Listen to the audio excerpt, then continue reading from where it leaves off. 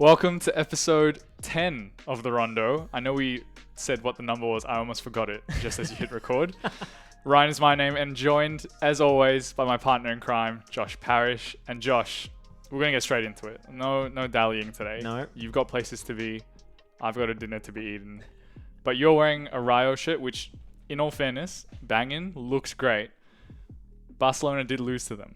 Yes. Falcao, again, stealing the headlines. It's the first time you told me they lost to Rayo in how many years? Many decades. Many decades. And your boy, Ronald Koeman, who we had spoken about in a previous episode, you weren't a big fan of his football. Not so much. He has been sacked, so you must be rejoicing.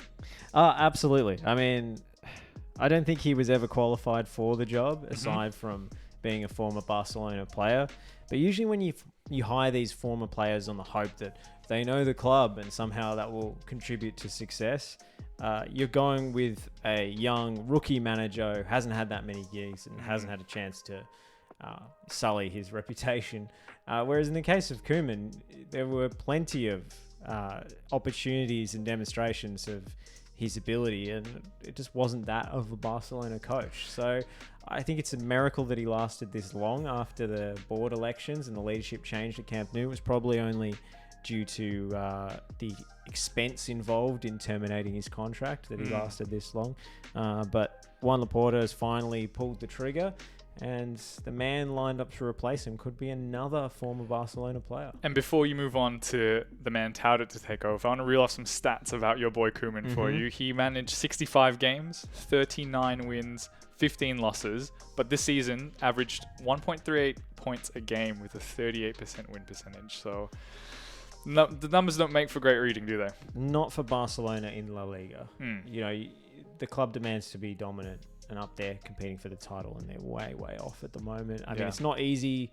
It's not an easy situation to walk into when the club is on the brink of financial collapse. For sure. But I found some of his decisions in the players that he signed and the systems that he played pretty bog standard and very unimaginative. Like bringing in, former players of his and I mean, the Luke de Jong signing has to be up there as one of the most egregious in Barcelona's history. I mean, everybody laughed about Martin Braithwaite, but de Jong was just on another level of clunky and unreliable in terms of a target man, which Barcelona have never really played with. So I didn't understand the logic of that. I think they need somebody who will reinstate the kind of philosophies that the club has, because at the very least, even if they can't be successful in this financial turmoil that they're in, they can at least content themselves with saying that we're trying to play the kind of football that we enjoy and we value. 100%. And obviously the man that is being touted to take over, Xavi, icon of the club. And you talked about before how there's this trend recently of clubs hiring back icons. There's a club that we talk about a lot, which you won't mention, that does it, but Chelsea with Frank Lampard, for example, is another good one. Pirlo at Juventus. Now, you walked in today hot. You came in hot, and I don't blame you. New set, right? Times have changed at the Rondo, but you came in, you said, I got some things to say about Xavi. And you're not the only one, because when Yaz heard this, friend of the show Yaz, not bringing you up in relation to Ronaldo, so chill out. When he heard that Xavi was going to go back to Barcelona, he literally just said to me on the phone, he just went, that guy needs to shut up. and I'm not going to lie, didn't know what he was talking about. I was like, oh, has he said something? I don't pay attention to Xavi that much. Lay it on us. What makes you so riled up about Xavi's signing? Well, Xavi has been a bit of a figure of fun for his maybe lack of self-awareness and the way he speaks, just being just chugging the Barcelona Kool-Aid so hard. Like he's gone to Qatar and earned many millions of dollars coaching Al Sadd.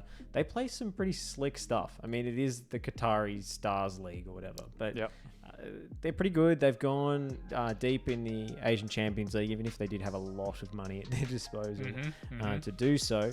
But it's funny to see him interviewed and the kind of stuff he's spouting, almost being like if you fed Pep Guardiola's autobiography into a computer and asked them to like auto-generate the response. It doesn't even seem real. I wondered whether this was a satirical article that was made up. This is an interview with him from 2018 on SoFoot.com. He says, "I am not a football genius. I'm just a student of Cruyff's school." And Cruyff summarized football in a sentence: "Football should be played with the mind. I have had to use my brain to play football. I am not Mbappe. How does he play? He runs, pushes the ball, passes a player. I don't have Mbappe's legs, but I use my brain. I compensate like that. I came to Barca when I was 11, and from the first day I was forced to understand everything I did. We cannot play football if we don't understand everything that happens on the pitch. It goes deeper than just the contact between the foot and the ball. Each reflection, each question opens new perspectives. Why are we asked to give space to each other or open up the game?" On and on and on and on and on.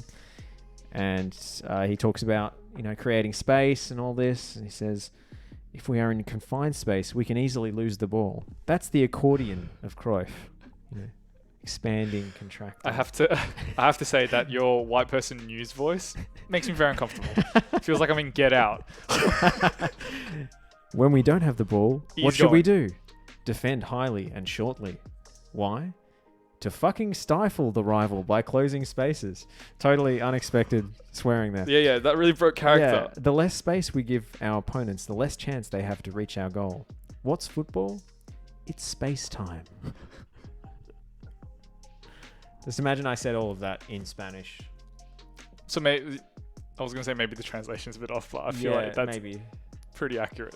Maybe if I started lisping the S's, it would sound better. Oh my gosh. All right. Well, look, before we get in trouble with everyone in Spain. It's probably in Catalan, actually. Yeah, before Catalonia turns on us. So you think he's a bit of a space-time? He's an acolyte of the Cruyff school. He's a kind of a football extremist. Yes. And I am personally excited to see what happens if he's given the job at Camp Nou, because I don't know if it'll be successful, but I think it'll be funny.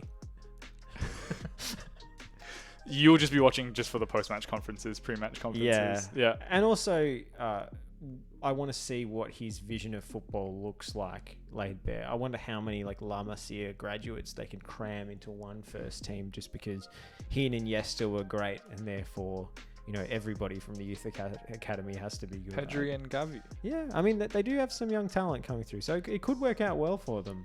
I don't think they're going to have the money to pursue the big name signings that they always complemented that squad with in the past. Yep. I mean, even back in the Rijkaard days, yes, they brought through Iniesta and Xavi and gave them starring roles.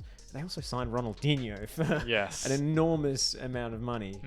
So it's always been supplemented by big name signings or good scouting and bringing in players quite young like Messi was. So. And look, obviously the Qatari league, vastly different from La Liga. We've seen managers make that step, and I don't know if I think he's going to succeed, but he seems like the front runner for the gig. Who else do you think might have a shout in getting that Barcelona job, if any? I don't think anyone else is really in the running, aside from promoting a B team coach like they did with Guardiola. It's funny because Barcelona, you talk about the institutional arrogance of United last week with trying to replicate Alex Ferguson when there is only one Sir Alex and you can't turn back the clock. Yeah. I mean, Barcelona are so kind of high on their own supply that they couldn't even countenance the thought. Incontinence. They couldn't incontinence. They couldn't countenance the thought of bringing someone like Conte in. Yeah, wow, a lot of cons in there. Yeah, that was... tongue twister. Yeah, a bit. But bringing in an Italian who's going to, yell at them and make them run or, spend 2 hours doing shadow play 11 versus nothing and on positional play, or bringing in a German, a Nagelsmann type who's going to make them do the beep test in training every day. I don't think, they would stoop to that level. So it's either going to be a former legend, a B team coach, or someone in the Spanish league who they think could learn the Barcelona way on the job. And there aren't that many available super coaches that you can bring in.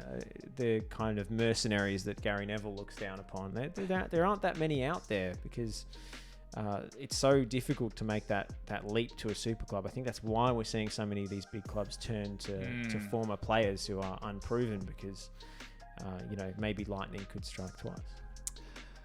And so if you're on the Barcelona board and you are looking, Josh already has the lingo down, the manifesto, the language around the Barcelona Football Club. The Catalan manifesto. That's right. He's willing to get a lisp. He'll work with a coach to get that down right. The King's speech.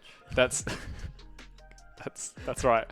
It's actually the reverse of the King's speech. So it'd be the poor man's chat or something. So yeah, if you're looking for that, Josh could be your guy. But moving on to a club, if you think that Barcelona are going through some rough times, the exact opposite, West Ham. West Ham, baby. You called it from the start of the season. I have to give you credit for that. Did I? I don't remember. You said no. You didn't say they were gonna like win the league or anything, but they're a team to watch out for in your list. They are on flames at the moment. Yes. They are just absolutely killing it. Ben Johnson with a screamer, Fornals, and Jared Bowen on the goal mouth action. Talk us through it. What is Moyes' ball? He's got a lot of weapons up front now. He was playing in back three with wing backs and Cresswell whipping the ball in at every available opportunity and thriving on set pieces, and in particular Thomas Souček scoring a lot of goals off corners. So it was pretty much straight out of the underdog Moyes Everton era playbook. Yep. Maybe just with slightly higher lines and slightly more compressed spaces when you're dealing with the modern game and better athletes and so forth. Now they've actually got a front four that can rival some of the better mid-table clubs in the Premier League and really hurt teams on the break. And they've got a focal point in Mikel Antonio, which, it's hard to imagine, but it wasn't that long ago that Antonio was playing as like a right wing back. Yeah. Or a right winger under previous managers. And Moyes has seen the writing on the wall and saying, we've got this massive athlete up front who can obviously win balls in the air, but also run in behind defenses in transition in a devastating way. Yeah. And they've stuck him up top and he's delivering the goods. Whenever he's not injured, he's scoring goals. Yep. And we saw on that third goal that they scored, it was a breakaway. It was just a long punt up the field. And he was jumping up for that header with one of the Aston Villa defenders who tried to clothesline him like WWE style. Yep. But he still won the header. It was a gratuitous kind of foul from behind, but advantage paid, and West Ham and go on and score. So they've got that out ball, that get out of jail free card, which is punting the ball up to Antonio, whether it's for a heading contest with a defender or in behind the defense. He can out-muscle and outrun most centre-backs in the division. So that's a great way to score goals, even if you're not playing that well. And apart from that punt, though, like one of their goals, was it Fornals, the intricate movement, the ball movement and stuff. But Declan Rice is, and correct me if I'm wrong, it wasn't someone that you were very impressed by. And I think you called him, and I'm not saying anything that you haven't said on record, so I just want that to be clear. You called him a poor man's centre-back. I think I said he was a central defender pretending to be a midfielder. Word for word. So... Misquoted. Are you changing your mind about him? Because he seems to be a pivotal piece in this West Ham jigsaw. He is playing really well. I'm not sure if he would thrive outside of the Premier League. Maybe in the Bundesliga. They're just kind of more comparable because Premier League games, especially those involving West Ham, seem to be real ding-dong affairs. Absolute chaos, transition upon transition upon transition. One team tries to break, loses the ball, the other team breaks back. Yeah. Like, it's a real all-action league. Yeah. And Declan Rice thrives in that environment because he's got the physical tools to succeed. I'm not sure if he was playing in a more compact league like, say, Serie A at the moment, whether he would look anywhere near as good because he's not as gifted in presenting for the ball in tight spaces. When the game opens up, when it becomes end-to-end, he's unbelievable. And he's playing so well at the moment. Yeah. But I think when he plays against bigger teams with tighter organised defences, say coming up against like a Chelsea, for example, I think a coach like Thomas Tuchel would be able to stifle him and limit his influence on a game. But he's playing fantastically well at the moment. I have to walk back a little bit from there we go. my initial assessment of him. Yeah. And what about David Moyes? Obviously, a hard spell since leaving Manchester United, right? Like he had that awful season in a bit, or was it even a season that he was at United? That feels like a long time ago. Yeah, it was slightly less than a season. I think they sacked him 3 or 4 games before the end. Yeah, so he went, and then he went to Spain for a bit, and then he came Real back. Sociedad. Came back to England. Famous attempts to speak Spanish, which are even worse than mine. Yeah, and Yaramendi. You've really offended a lot of Europe today. Especially the Scots. But now it seems, with West Ham in 4th place, coming up in a big clash against Liverpool next weekend, does he finally deserve to get some props for being a half-decent manager? Oh, absolutely. I mean, the fact that they re-hired him, it's like easy to forget now that Moyes was a punchline. He was sacked.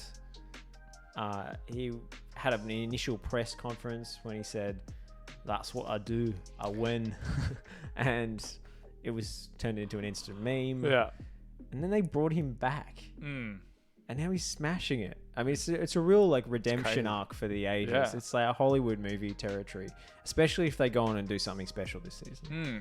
And something special, I think top 4 finish would amazing. Definitely be an incredible achievement. Any higher than that, and you're talking about breaking into that trio of Chelsea, City, and Liverpool at the moment, which is super tough. Absolutely. I do think they will regress a little bit in the second half of the year. It usually happens with these sides who are smashing it in October, November territory, that once the fixtures start to pile up, the squad depth is really tested. But West Ham did hit their straps last season around sort of March or April. They did, which was a real surprise. I mean, there was the Lingard loan deal that really boosted them and kind of got them over the line into Europa League places. So I do think they have the potential to challenge, but much like Leicester City in recent seasons, it might not quite be enough come the final few weeks of the season to make the Champions League. And obviously with that fixture pile up, other clubs will have European football and stuff like that, but they do have European football as well. Yeah, they do. So it'll be a big test for a squad that might not be used to this level of fixture congestion. They do have a few options in the final third now to rotate, like Manuel Lanzini, Fornals, Benrahma, are all pretty interchangeable. There's some better depth than they've had before. They've also got a good situation between the sticks now, which wasn't always the case. They didn't have Areola. They didn't have a capable backup to Fabianski in recent seasons, and then he would get injured, and then their form would tail off immediately. Step into goal. But I think the number one thing that's impressing me about this West Ham team is just how clearly together they are. And obviously, it's easy to have good morale in the dressing room when... What was that celebration? Yeah, exactly. That's what I was going to say. I mean, it's easy to have good morale when you're winning, but the Ben Johnson goal, they were also clearly so happy for him that he scored, and the whole team getting in on the dancing and everything. It's, there's real dressing room harmony there. Would you have gotten in on the dancing if you were in that? I mean, I don't think I could have resisted. He was really given the most. Just don't. But another team. Hey, Aaron Cresswell was dancing. Yeah, you and Declan Rice can see in a band together. Exactly. Yeah. You, Declan Rice, Aaron Cresswell. I don't know what unites the three of us. I couldn't possibly imagine. Yeah, well, moving on to another Clean team. Cut White Boys. That's the name of the band. I didn't name it. You should probably change the name. But moving on to a different team that is also just on fire. Crystal Palace. I love them so much. Dressing room harmony and good vibes. What a win. And I have to, so if you watched last episode, I tipped Man City because anyone with a brain would have tipped Man City. And you guys know my track record. I have to play FIFA to get points now. Not good. I backed Norwich for a while, Aston Villa for a while, get no love. And so when in my brain, I promise you that when I saw Man City Crystal Palace, I went, I want to go for Crystal Palace. But then I looked at you in that chair, 5-0 up or whatever it is. And I went, I'm an idiot. I'm sitting in this wooden chair. I'm going for Man City. And goals from Wilfried Zaha and was it Edouard? Conor Gallagher. Conor Gallagher, yeah. Conor Gallagher gave him 2-0 win. And I'm just fuming that I didn't. The commentator did mix up Zaha and Edouard, which was a bit awkward. Yeah, I like how he just did not. Didn't address it. Yeah, didn't address it. And, it's a great goal by Edouard. And Zaha wheels away. It's always a horrible moment as a commentator when you realise it happens. It happens. But let me reel off some stats from that game because I think this is important to note. They did win 2-0. Laporte got sent off, obviously, just before halftime. But shot attempts is where it gets interesting.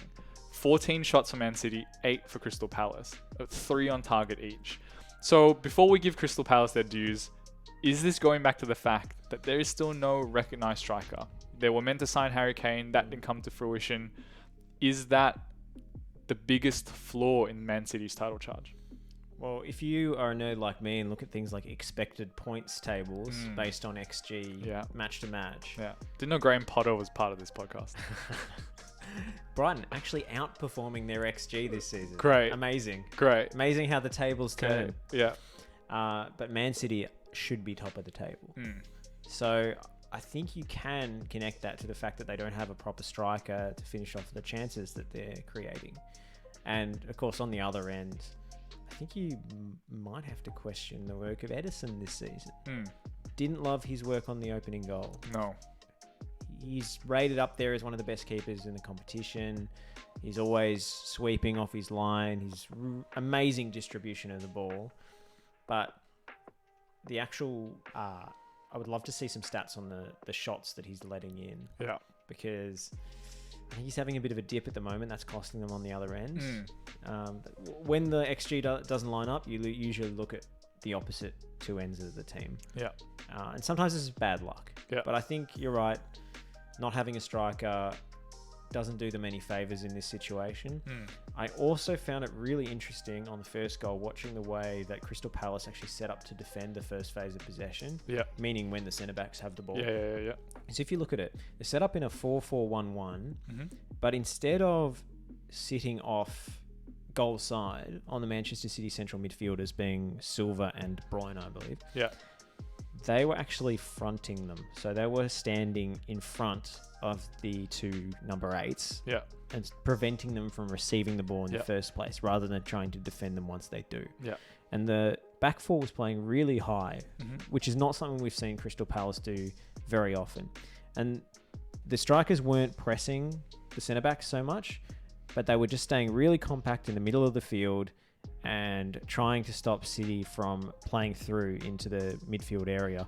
Because once you do that, then you're quite exposed because the defence is so far up the pitch. Yeah. And they did a really good job of actually retreating and backing off to the edge of their own penalty area and defending in a more conventional way once that pass actually got through. But the way they scored that first goal is Laporte had no options to pass to. Yeah, and just got pressed. Yeah, and he made a mistake and lost it, but it's not necessarily Laporte's fault. It's the midfield being a little bit too static, and I think that also comes from Guardiola's all-encompassing system, which he has a fancy name for. I think it's called Jogador de Position or something. It's not the Johan Cruyff accordion. Yeah, well, it's inspired by which is basically just positional play. Yeah, you are on the Spanish today. Yeah, really. Basically, he divides the pitch up into a grid of 20-something boxes on the field. Instead of having, this is the centre of midfield, these are the wings. He's got the half spaces, and then, it's basically a chessboard, he sees the pitch as.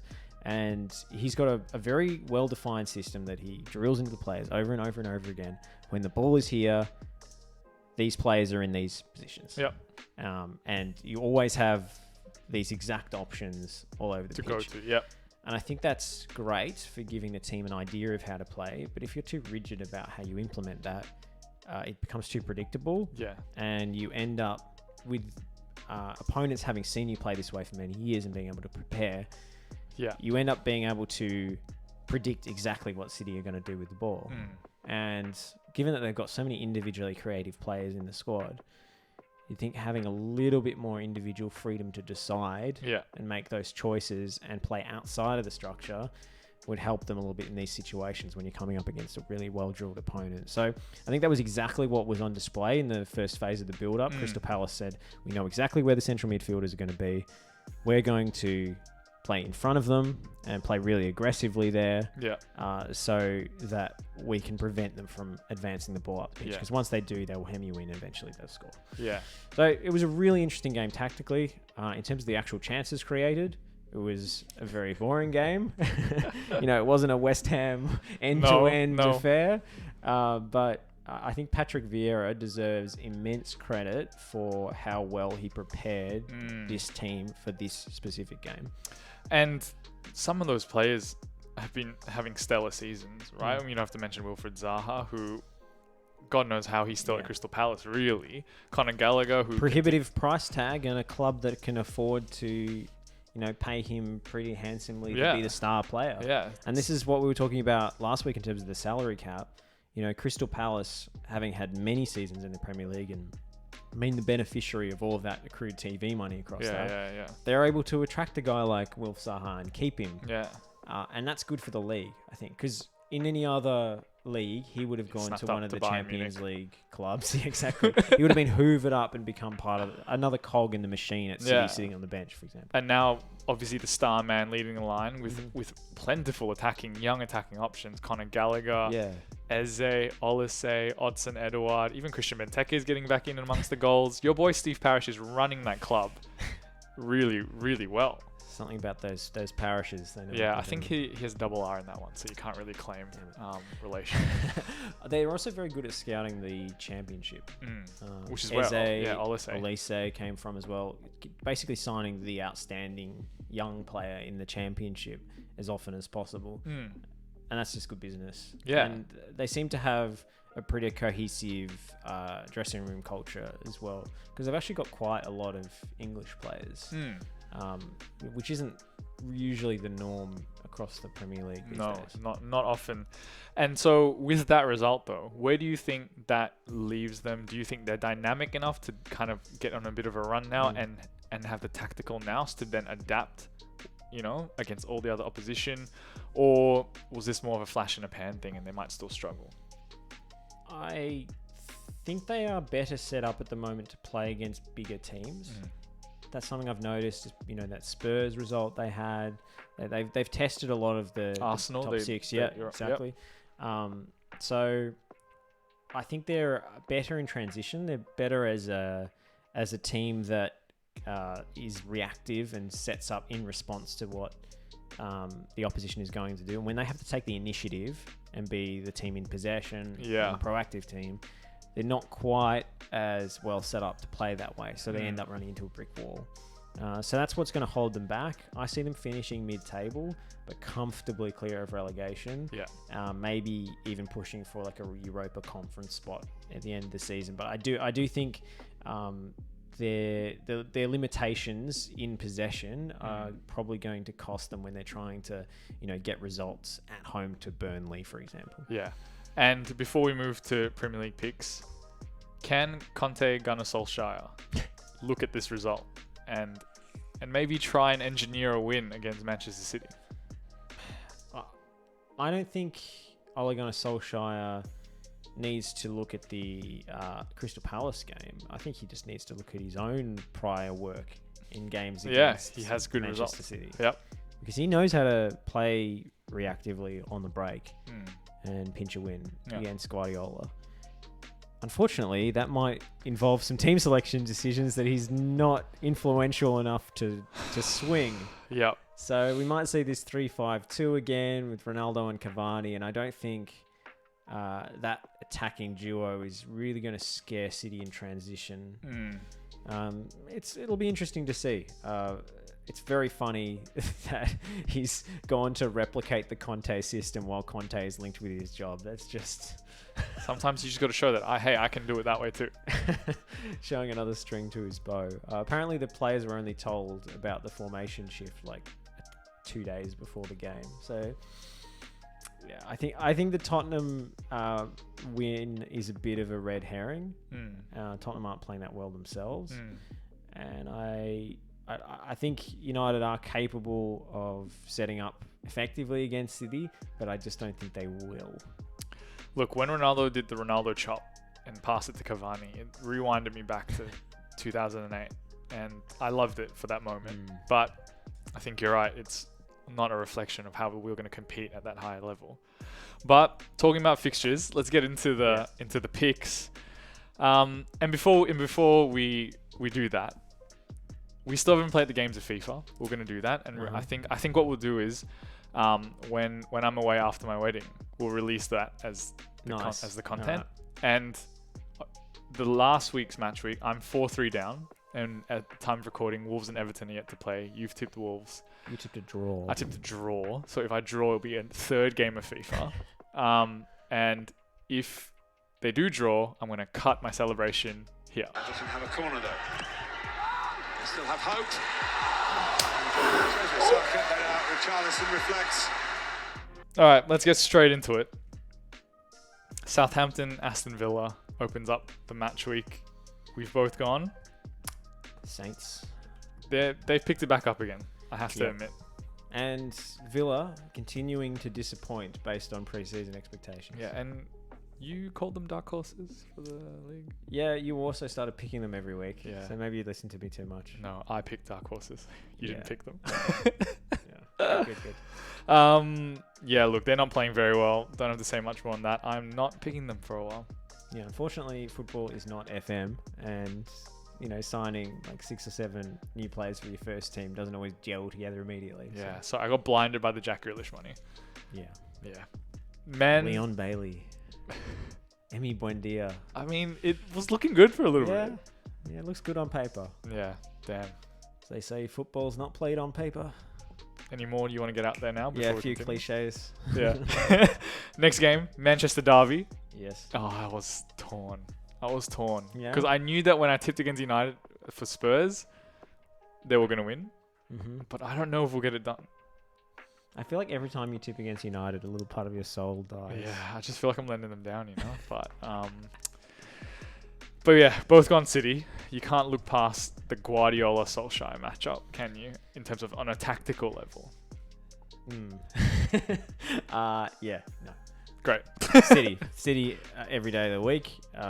I do think they're going to bounce back in this one because Solskjaer isn't going to go back to the setup that served him so well in previous matchups because of new players and egos in the dressing room. And there's one man who's keeping Solskjaer in a job at the moment. Yeah. And it's not due to his performances on the field, but rather, as I believe the Manchester Evening News reported, his leadership off it. Ronaldo backs Solskjaer in, gets the squad around him. You know the famous Squid Game meme where it's Ronaldo holding Solskjaer by the Yeah, that's it. Oh my goodness. All right. Well, look, we both picked City there. Chelsea, Burnley. Give me Chelsea in that one. Yeah. Burnley played well. They did. But Chelsea are on a different level at the moment. Way too good. Crystal Palace, Wolves. I'm going with Palace. I do wonder if what I said earlier is going to go come back to bite me and say, if they're coming up against teams who defend deep against them, they won't be able to break them down, but they're on a high at the moment. I'm big on Crystal Palace, and I just think Zaha gets another goal. Mm-hmm. Or is it Edouard? Both. Throw Eze in there as well. Yeah. If you're the commentator, who cares? Brentford, Norwich City. I'm going for Brentford because what's our rule, Ryan? We never tip Norwich Never City. tip Norwich. Not even if Pookie Blinders is leading the line. No. Well, Brentford, I'm a big fan of Brentford as well. I want a Brentford kit, so make it happen. Don't love the goalkeeping this week for Brentford. Did you see the goal they conceded? It was a cross, and Raya just stood on the edge of his 6-yard box. He sort of just wandered into no man's land without attempting to claim it. Wasn't great, but still got to go for Norwich. Still got to Brentford. You tip Norwich, change it. Brentford over Norwich. Brighton, Newcastle. We've both gone Brighton. Yeah, Brighton for me. I wanted to tip Newcastle. I don't know whether I should follow that instinct. Sometimes it just tells me it could be, but I'm going for Brighton. And you've gone for Brighton. You and Graham Potter, XG boys, as the band is called. I heard Aaron Cresswell and Declan Rice are part of that too. So you guys are performing pretty soon. Mm-hmm. Everton, Spurs. This is the only game we've picked differently. So this is what the entire week comes down to. I've picked Spurs. I've gone for a draw. And I shit you not, right? I was telling Christina, my fiance, about picks and stuff, and I told her that I'm waiting tomorrow morning. I need the draw, and she goes, "Who tips a draw?" Since it's on the fence. Yeah, and we did the stats, and draws are almost 27%. Like in terms of odds, like home team usually wins 50% 27% draw, 20 odd the away team. So I'm not crazy picking a draw for two sides that haven't really been in good form. Well, there are 3 possible results in a game of football, Ryan. So I can't blame you, but I'm going for Spurs. I don't think the result against United was a fair reflection. So I'm also not like super on board with Everton just in the last couple of weeks. I'm not sure what's going on. Well, I guess we'll find out tomorrow morning. Yeah, I need you to draw. Leeds United, Leicester City. This is a hard one for me, but I have gone for Leicester just because I think they've got a lot of pace up front and players who like to peel off the last line of defence. And Leeds, the way they play, they're so open, they often get sucker punched by goals on the break. So I think Leicester can do them. Haven't been totally on board with what I've seen from them this season. They are quite inconsistent. Yeah. I mean, I watched them against Arsenal. They weren't great. They made Arsenal look like Liverpool. Yeah. But they've got players in good form. Patson Daka scored a few goals in Europe. You can't look past Jamie Vardy and obviously Yuri Tielemans, who didn't play well against Arsenal, but still. Yeah, he's a hell of a player. Yeah. Second last game of the match week, Arsenal-Watford. I thought this was pretty straightforward. Gunners, give me them gunners. Yeah. They are on form and on fire. And the final one, this is a big one. West Ham, Liverpool. I agonized over this. Yeah. I've gone Liverpool just quickly because and I have also gone for Liverpool, and I almost wish I'd gone the other way now just to make it more interesting. Okay, and so this is why I'm losing 5-0 or whatever, right? Because I'm a punter. Yeah, me a punter. And you like to do it for the content as well. And you're the guy that just wants to get it right, and that's fine. One of us is fun, one of us is serious, and that's the vibe that we have. Yeah, this is the entire format of the show. But you can't change it now. You've locked in Liverpool, even though. Yeah. All season, you've been tooting West Ham. Said all those nice things about West Ham. Yeah. Then I looked at West Ham's record against Liverpool. Yeah. Since Moyes has been in charge. Yeah. It's not good. What will you do if West Ham come away with a win? Nothing. I just lose an opportunity to pull further clear of you in the shirt race, and that's going to weigh heavily on my conscience. But I have to pick Liverpool because, Mo Salah, man, on fire. He's unbelievable. Unbelievable. I know that they did cough up a 2-0 lead against Brighton. They did. I know they're not perfect. They've got some flaws defensively. I don't love Andy Robertson's interpretation of an offside line. Just running backwards like a headless chicken towards his own goal instead of staying level with his defensive partners. Didn't love that, but you can't look past the Mo Salah factor. Yeah. We'll end on this. A shout out to Babs, who was on our video about Mo Salah a few weeks ago. He said he's an Arsenal fan, but just is a big Mo Salah fan. And I'm sure he'll be rooting for Liverpool against West Ham to see his boy get up. Yeah, look, West Ham always a chance to pull off a result, but most of their good form has not come against top 6 sides. They usually haven't quite got it done. Famously in the case of Manchester United and the last-minute Mark Noble penalty miss. We'll take it. Well, that's it. Episode 10 in the books. We've done 10, which is the most consistent we've ever done. We've hit double figures for the first time. We'll take it. Hold our bat up to the crowd. Yeah. Adjust the box. But what are you looking forward to this week? Obviously, Champions League back. I'm looking forward to seeing my boys Sheriff, who I found their kit, by the way, on Alibaba Express for $20. Well, it is literally an Adidas template. Yeah, with the badge. But the guy selling it with the badge and the Champions League crest and stuff. Yeah, very nice. $20. Maybe I will if that get money's going to the KGB. That's why I don't ask the question. In the Champions League this week, obviously United is a weekly saga, and the Atalanta game is going to be a very interesting one, probably pretty open. I'm excited to see Liverpool versus Atletico. That Take was a two. cracker last time out. Milan just quietly, badly need a result against FC Porto. Then your boys Sheriff against Inter.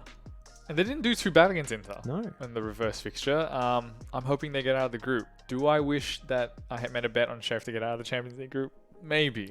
But I also wish I had put a bet on for Leicester City win the Premier League that year. Yeah, And that's why as I'm not a we've gambling man. As we've shown with our predictions, don't trust them. Especially don't trust me.